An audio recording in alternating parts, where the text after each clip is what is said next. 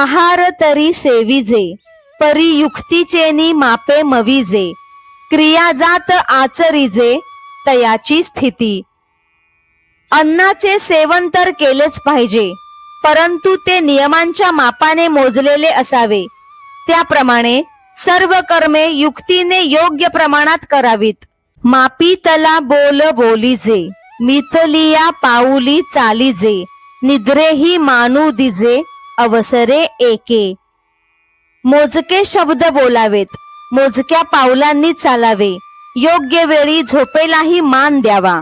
जागणे जरी जाहले, तरी व्हावे ते मितले, येतुलेनी धातू साम्य संचले, असेल सहजे.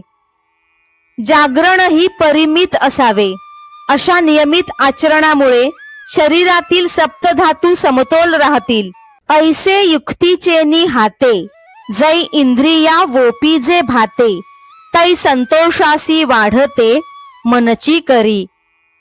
अशा नियमित आणि परिमित हाताने इंद्रियांना विषय दिले तर मनातील संतोषाचा वृक्ष बहरू लागतो.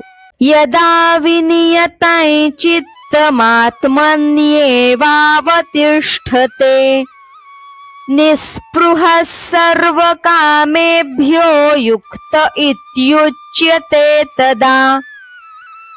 जेव्हा वश केलेले चित्त आत्मस्वरूपात स्थित होते, तेव्हा सर्व कामनांविषयी इच्छारहित झालेल्या पुरुषाला योगयुक्त असे म्हटले जाते.